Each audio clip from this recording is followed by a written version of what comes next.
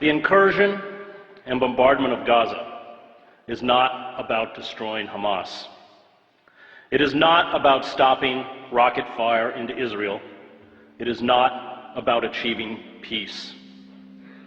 The Israeli decision to rain death and destruction on Gaza, to use lethal weapons of the modern battlefield on a largely defenseless civilian population, is the final phase in the decades-long campaign to ethnically cleanse Palestinians.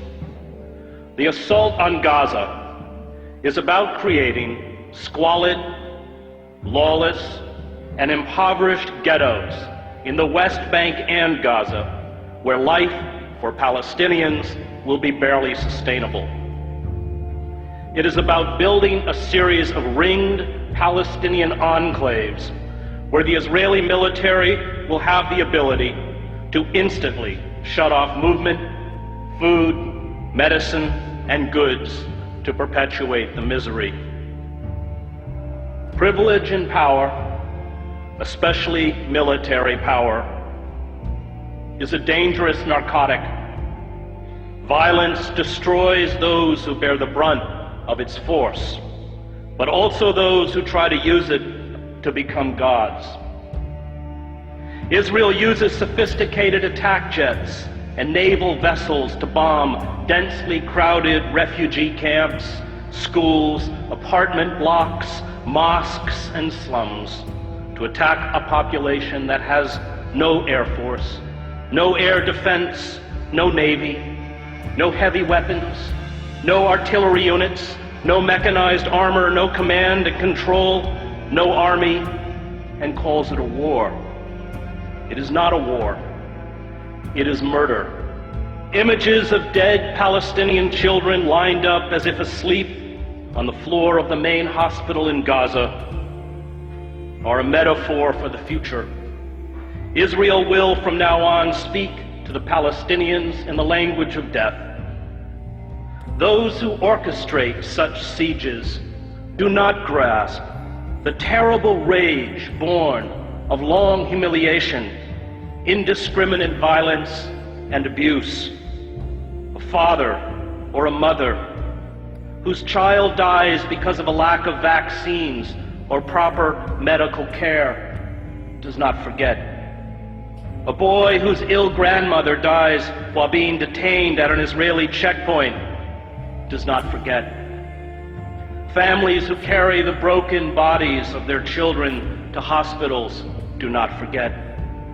All who endure humiliation, abuse, and the murder of those they love do not forget.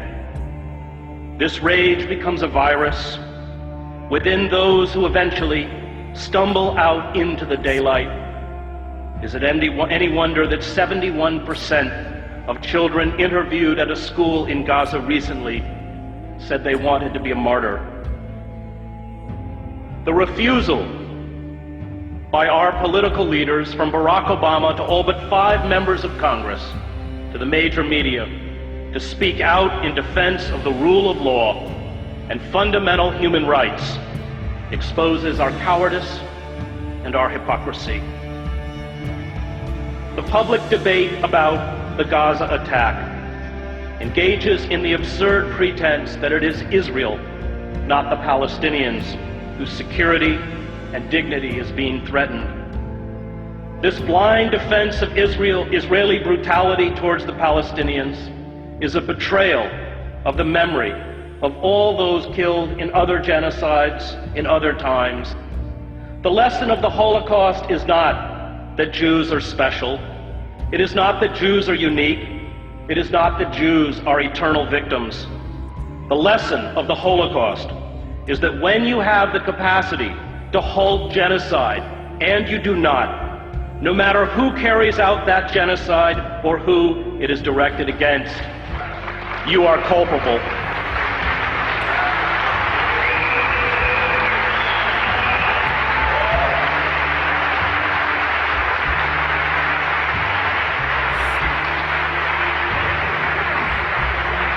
And we are very culpable The F-16 fighter jets, the Apache attack helicopters, the 250-pound SMART GBU-39 bombs are all part of the $3 billion military aid we give to Israel.